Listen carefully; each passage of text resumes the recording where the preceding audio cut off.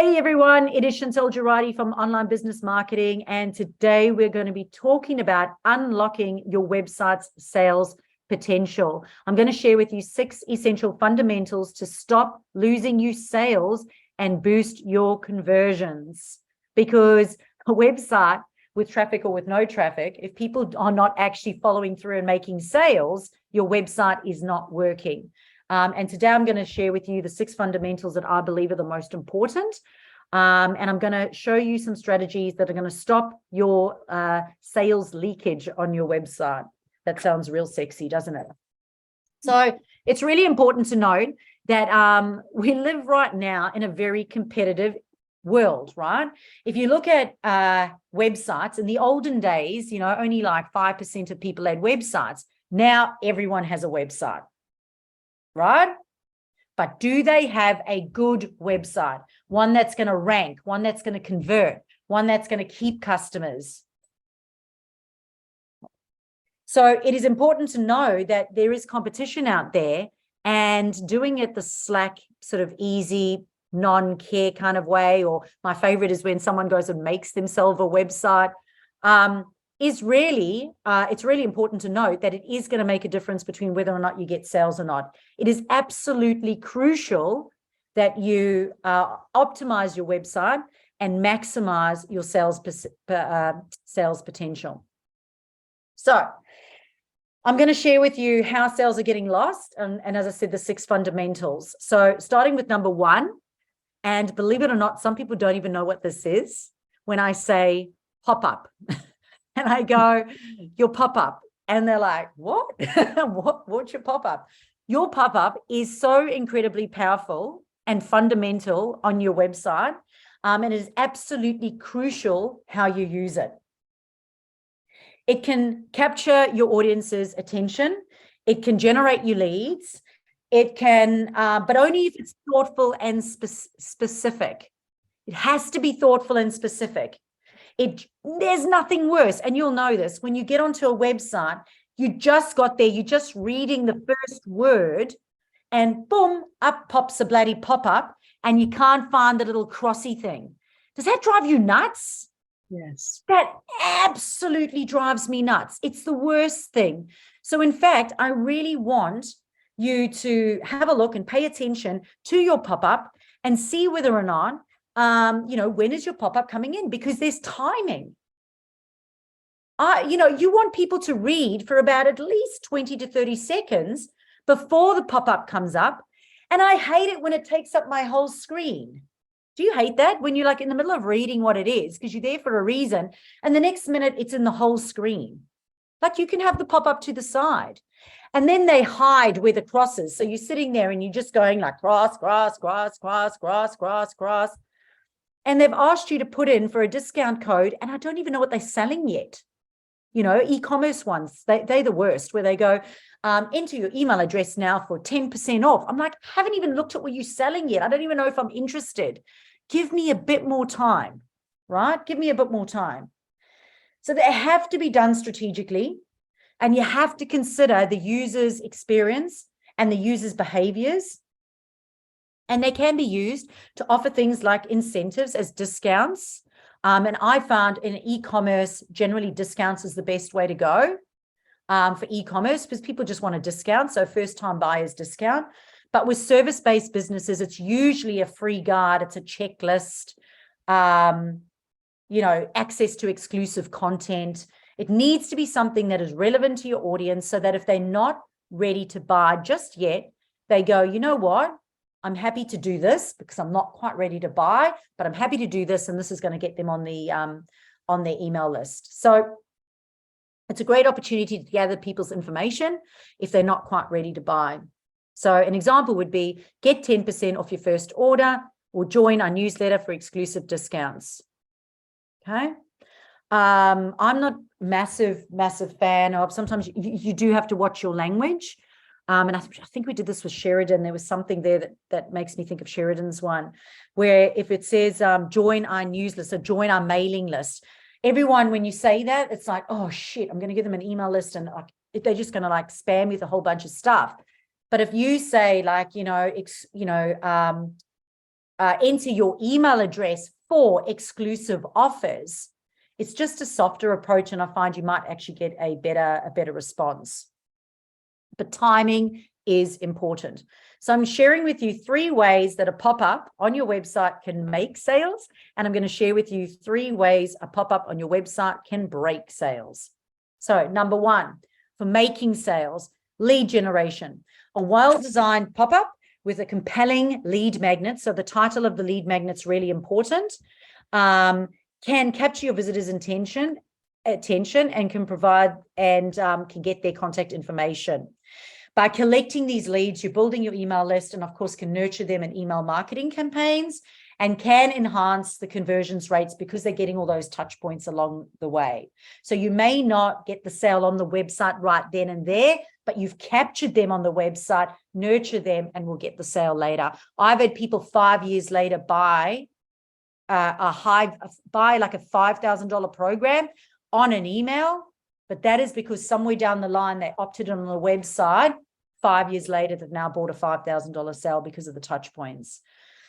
So number 2 is upselling and cross-selling. So pop-ups strategically placed can add additional offers. So for example, if somebody adds something to your cart, you can then have a pop-up that says these items are frequently bought together. Okay, these items are frequently bought together, or something like if you add an extra $12, you can get free postage.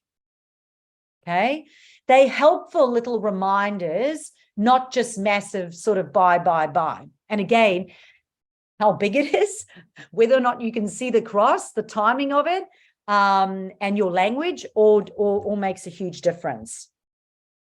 The third one is abandoned cart recoveries.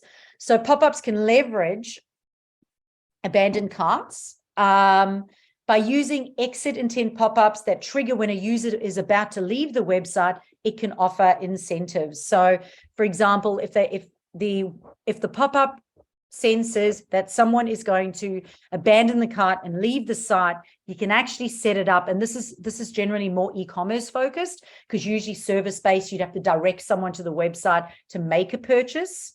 They generally don't go with a service-based business to make a purchase. Actually, I'm going to change that, because Sheridan, for example, is a service-based business. But yes, they would make a booking because they're reoccurring bookings. Let's change it to high priced, maybe high value products like coaching. There's going to be a conversation before that person goes to the website to purchase. They're not just going to go to the website and buy, a $5,000 to $10,000 program.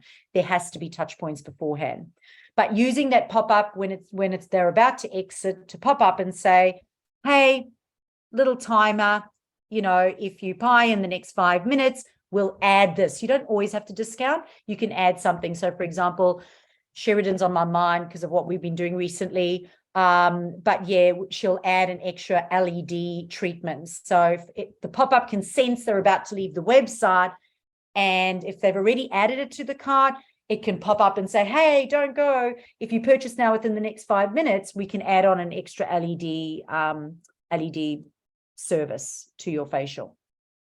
So 3 ways a pop-up on a website can lose a sale, okay? So annoying user experience. We have touched on this already, but interrupting the browser's experience. So if I've come there to have a little stalk and a little look-see, and the next minute there's pop-ups coming up everywhere, I just want to leave. Like, I'm just going, this is annoying, especially if I can't get the little cross.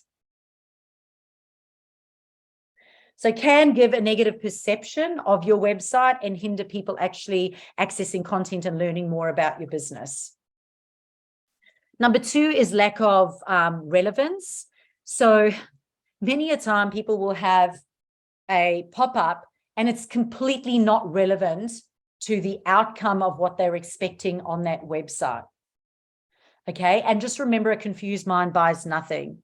For instance, displaying a generic pop-up promoting a sale on a woman's shoe to a visitor browsing in the men's section is confusing.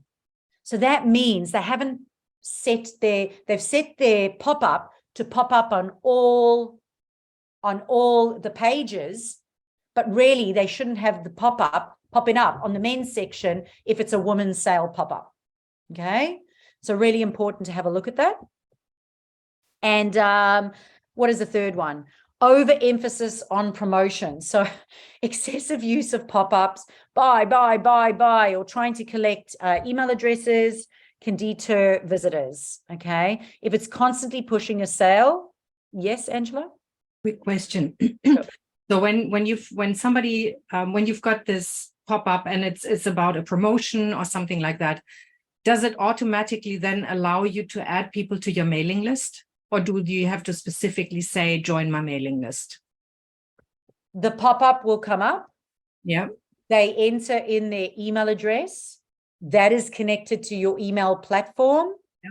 If it is a specific offer or competition, or so say, for example, you're launching a new book, and this is put your email address in here if you want to find out when my book is being launched, because Angelique's about to launch a book.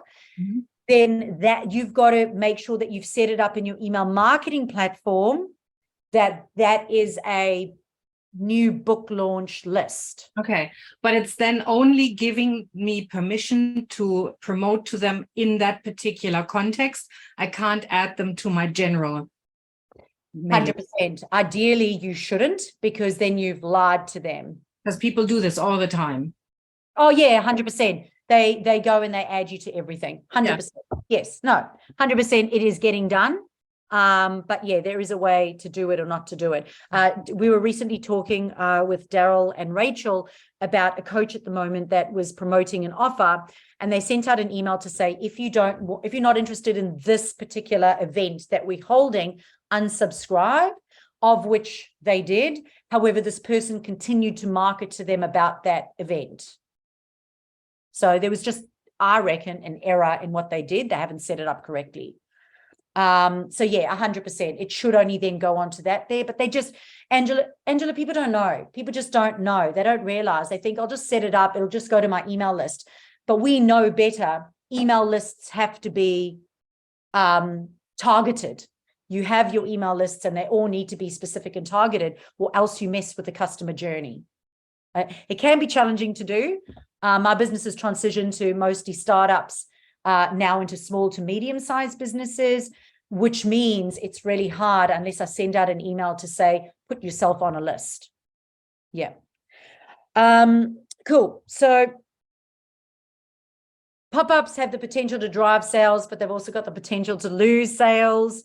You've got to make sure that, make sure that you're not detracting from the overall objective, and it is authentic to the user, the customer that is using it. It needs to make sense. Okay. So number 2 of the 6 that I'm going to share with you today. Number 2 is your call to action. So a strong call to action is crucial for guiding visitors towards desired outcomes. And sometimes using the website's things like buy now, we know better. Okay. When we look at disc profiling and we know that people are different, and right now people are a little bit apprehensive about spending, buy now is too hard. We know that learn more works better. So again, the language has to be relevant to the customer. More details here. Don't feel, don't feel weird by not using what websites are recommending. In fact, rather use what your customer would like to hear from you to take the next step. Okay. So you want to make sure that the call to actions are clear, that the next step is clear. They are visually prominent. Okay. So a button and a color. And we do know that red is the most clicked color, especially by men. Men like red buttons. And we have to make sure that it is persuasive. Use action-orientated words. But I'm going to say this again, use action-oriented words that appeal to your customer, okay? That has a sense of urgency. It's persuasive, but it's not demanding. And have them strategically throughout the website, which means have them on your product pages, have them on your about pages, have them in your blog posts, have them in your landing pages. So go and look at your blogs. If at the end of your blog, you have not invited them to do what? So you've just given them a wonderful piece of information that they've loved. Hey, do you want to book a call to explore working together? Hey, do you want to download my 10% off coupon if you buy a candle today? Hey, do you want to check out my other services? But what is the next step? What if they actually like what you just gave them in the blog? What is relevant? So for example, at the end of this particular blog, I'm going to say, if you're interested to find out how we create websites that work, click this link and it will take them to my website that works page. Okay, so make sure that you have buttons throughout. I know we did Angelique's website this morning and I looked at it, and in her about section and in the only place that had buttons was in the services page. But you need to have in the reviews page and the about page buttons that take them to the next step. They're on the testimonials. They've looked at all your testimonials. Okay, now what? Now where are we going to send them? To book a service. So make sure that you have the next step in there for them. And it can include, buying right now and going to services, but also give them the option to subscribe if you're interested in more content like this. Subscribe. So, but your call to action, really important, and your buttons. Number 3, captivating lead magnet. So offering a customer-focused, valuable lead magnet can increase lead generation and potential conversions down the line. Develop high quality content such as ebooks, guides, quizzes, webinars, anything that aligns with your target audience interests. Okay. It's about exchanging valuable content for an email address. They've got to be happy to hand it over because they know they're going to get emails from you. So the title and the content has got to be exceptionally valuable to them. How you title it is really important. And often I have had the same lead magnet and I've given it 3 different headlines to see which one works better. It's the same content, 3 different headlines. Okay, mix it up. So for example, download our comprehensive guide to make more sites online. Download our comprehensive guide to make more sales online without paying for ads. Or I've got hot leads on repeat, get sales on your site, social media success without ads. Think of headlines, and I'll share in because Jane won't have it. I'll share in the VIP group afterwards our website headline creator exercise, which is a worksheet which can help you with that. All right, cool. So lead magnets can work. Really, really, really important that, again, that once they've downloaded the webinar, the lead magnet, you give them what they asked for, you then nurture them and then give them the next steps. Okay, so follow through is incredibly important, or that sale won't happen. If you're just delivering the resource with nothing about you, nothing about some testimonials about successes people have had with you, some of the problems people face, some frequently asked questions, and here's some next steps, some success stories. If you're not doing that and giving them those 5 to 12 touch points, you're going to lose out on the sale. So again, the website's not going to work without the follow through. So number 4 is effective copywriting. No, you don't need a copywriter. In saying that, I worked with a copywriter last year just to help me with a few things. And I can tell you that it was really only the accountability of sitting with her and doing it so that I got it done that I actually invested the money. All right. She was actually great. She was a great copywriter, and they can be quite expensive. But I can tell you right now, it was by the time I sat down with her and worked through the process, I literally talked myself through the copy for the website.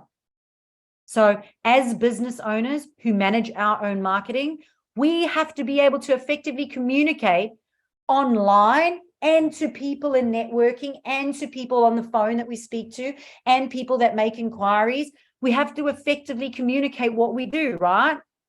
So if we've got to be able to effectively communicate it, we might as well not outsource it to a copywriter who's going to try and do it for us. And they have no understanding about the awesomeness of what Daryl's product does. Okay. So, you just have to suck it up. And what I said to Angelique today was put an hour of creative writing into your week. 1 hour creative writing to effectively communicate your business and what you do. All right. So effective communication is really important. Making sure that it's the language your customers use. Yes, you can still have your tone in your voice, because you can see I'm a little bit like that. But you have to be able to convey the value of what you're selling. It has to be persuasive. And you've got to make your product sound good. And I can tell you right now, it's not the deliverables. No one is buying the fact that I get 1 hour mastermind per week. Again, with Sheridan, I know that Sheridan didn't sign, she liked the idea of the VIP mastermind. It wasn't the fact that it was 1 hour a week on a Monday. It was the fact that there was a community of like-minded people who could support each other and get feedback from. So it's the outcome of it that will get you emotionally invested in that. And if you stuck writing it, talk it, Zoom yourself. Most of my first courses I ever did was on Zoom, talking to myself, just reading who is my customer? What do they like? What are their aspirations? And just answering the questions to myself, and then just using a transcript like Otter AI, and writing it, and then getting the written content for that. Okay, so there's another cheats for you. All right. Improving your storytelling is really important, and storytelling is so easy, and it is one of the most underutilized strategies, and it's so easy. If I just said to you, Alison, can you tell me this last week, and you don't have to do it now, but if I said, Alison, tell me last week who you helped, what they were struggling with, and how you helped them, and how they felt after that, and you just tell that story, that is content. That is persuasive. It will appeal to your ideal customer. It is one of the biggest cheats in the world when it comes to your marketing. Okay. And making sure you use emotional triggers. So often when I look at your writing, I go, I want a descriptive word. So I help men and women. I go, put a descriptive word before that. I help emotionally distraught men and women. Put in those descriptive emotional words, because they are going to help. So an example would be, discover the perfect solution to your skin problems. Say goodbye to acne and hello to radiant skin. There we go, Sheridan, that one was for you. Instead of saying, book a facial for acne. Book an acne remedy facial, like, discover the perfect solution to your skin problems, say goodbye to acne and hello to radiant skin. So problem-focused, outcome-focused, and curiosity, discover. So number 5, a streamlined sales process. If someone lands on your website and they get lost and overwhelmed, then they're gone, and they're gone forever. They have to stay on there, okay? One of the ways to monitor that is using Google Analytics. And we are setting up people's Google Analytics at the moment and connecting it to their website, where people can go into Google Analytics and actually see how long people are sitting on their on different pages, okay? And what content they're actually looking at. So if you have Google, you've got a website, we can set up your Google Analytics. I think it costs you $100 plus GST. It's redonkulous. So if you are interested, we can do that for you. Other companies charge like $500. But again, I'm just doing it for my close team. All right. So streamlined sales process. A well-defined, thought-out sales process that's customer-focused needs to be seamless for the customer. From their first interaction, when they go first impressions count, from their first interaction right down to their final purchase, it needs to be, your website navigation needs to have a simple process right through to the checkout, to taking email addresses, to processing it, okay? It needs to provide multiple payment options. It needs to handle objections. It needs to have testimonials and credibility. And it needs to have, and it needs to have your payment options. And if there isn't payment options in there, it needs to be a button to what the next step is for those payment options. Okay. Angelique said today, she said, oh my gosh, Chantal, I've worked with so many people on my website and not one person said I should put a link on my website. You should put a link on the website to take payments or inquire now, book a discovery call. No one said, like, what's the next step? So they look at it and it's like, I've looked at it. Now what? Okay. So think about how you purchase. Another cheats for you. Go on to someone else and go and do a try to complete a transaction. So I did this for Sheridan the other day. I went through 3 different people's sales process for their facial or skincare businesses because we're considering changing the platform. And systems is really a part of the streamlined sales process, because if you've got the wrong system in place, that's going to stuff up the sales process and you're going to lose people. So because of that, we're exploring with Sheridan at the moment, looking at different systems for that. And I went and I had a look at how customer friendly it was. And I went, what do I like? What don't I like? So go and do your market research and go, I like this. I don't like this. Hate those damn pop-ups. Well, where's my pop-up? Oh, I love that button. I love how they've communicated that I can learn more. I love how they say that. So an example of a streamlined sales process, one-click checkout, experience the easiest and fastest shopping process. Again, that's more e-commerce focused. We know that with a service-based business, they're going to want to have a conversation. So it's going to be book a discovery call. It's not going to be, sign up now for 10% off. No one's going to do that. So it's really, really important that you steer them into the next place. So number 6 is obviously driving people to the website. Okay. A website that's sitting there that looks pretty and you spend thousands of dollars on is not going to do anything without sending the right people to it. So your content plan is really important. The platforms that you use are really important. Making sure that you have basic SEO on your website. So again, I don't believe you need SEO. SEO, that's a very expensive journey to go down. And when you make over $100,000 a year, maybe that's something you can consider doing. But if you are under $100,000 a year, basic SEO is what you need. And you have to make sure that your website's set up properly, meaning whoever set it up, put things in the right place so that Google can read it. And this is why I love the fact, because I'm all about empowerment for business owners. And I love the fact that business owners are going, I'm just going to make my own website. You have not had it checked that it has essential SEO. It's not going to be found, especially on platforms like Wix or even something like Squarespace. So set it up yourself, save some money, but then get someone to check that you've put the essential SEO on, or else it's not going to be found. So essential SEO, making sure that you've obviously got your Google My Business listing. So you're pointing people to that on Google and you've set that up and you're using it right, making sure your social media marketing is right, and making sure your email marketing is right to send people to that website. All of that is website traffic.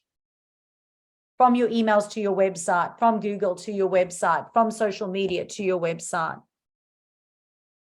Really, really, really, really important. But the setup of your website is incredibly important. Is everything in the right place? Yes, Angelique.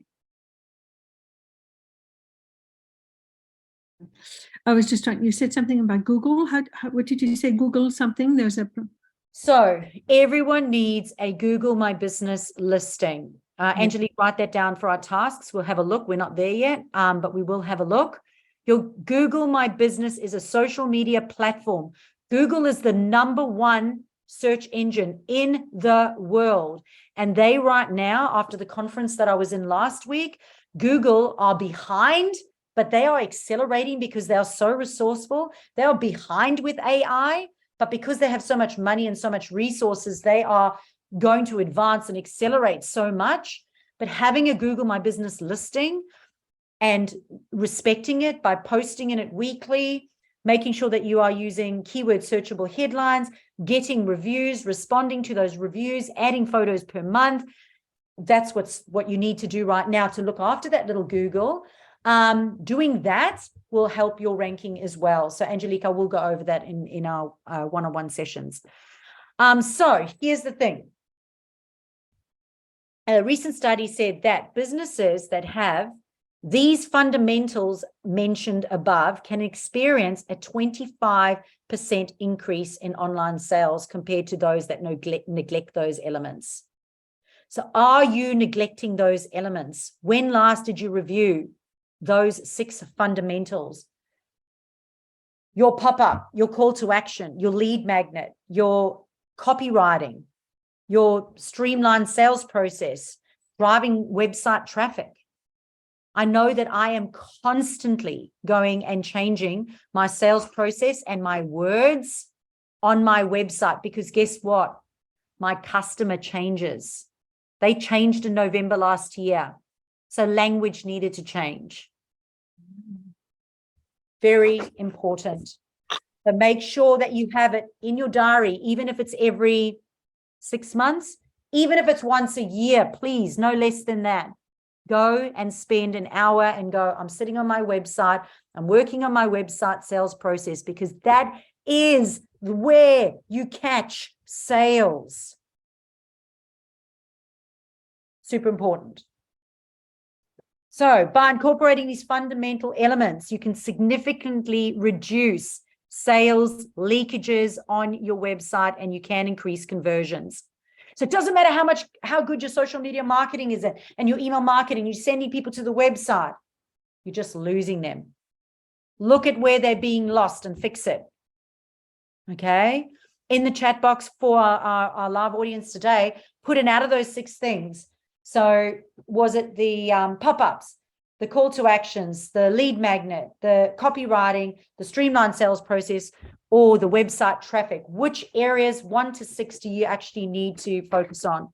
And just put half an hour in your diary this week just to go work on that one thing. It's not in your diary, you're not going to do it. All right. We all know that. And write specifically what you're going to do in that time. So pop-ups, yeah, call to actions, lead magnets, persuasive copy, streamlined sales process, effective traffic, all play vital roles in your sales success online. And investing time and effort in these fundamentals can yield substantial returns and give your business a competitive edge. Now, I use competitive at the beginning. I've used competitive at the end. All right. We have got, let me just see. We've got 4 coaches here today.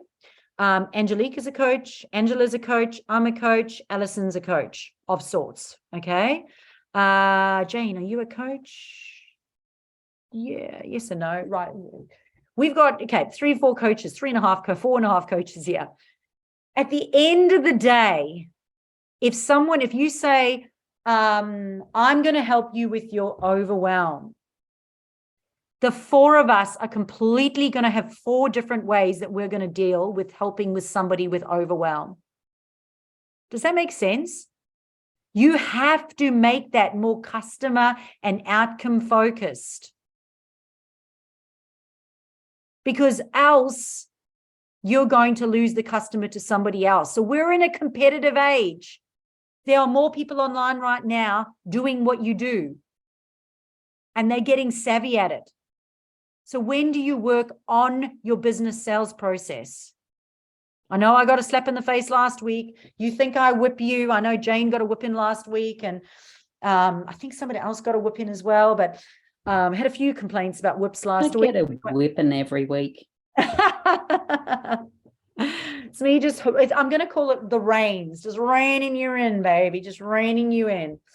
But I get them too. And I'd say thank you for them, because that's, you know, my particular coach in a conference I went to last week, we had to write down out of 10 where we were in certain areas. And I was rating my sales process at around 30%. And I went, why do not I have dedicated time in my diary each week to work on my sales process? Okay. So I whip myself and I get a whipping as well. So thank you. Thank you for the whippings. So spend some time making sure that you work on these things that need working on, okay? And you can revitalize and revolutionize your website, your non-performing website, and you can stop missing out on sales. So as we say goodbye to our audience that are watching online, if you are interested in being part of the live conversation that we're about to have afterwards, or even get all the additional resources and support that come with this program. The program that you're watching right now is the VIP Mastermind. So you can join the VIP Mastermind and become a member and be part of it, which we're going to do right now, engage in a conversation and discuss our websites and maybe even look at our websites as well. So I'm just going to say goodbye to our online watchers.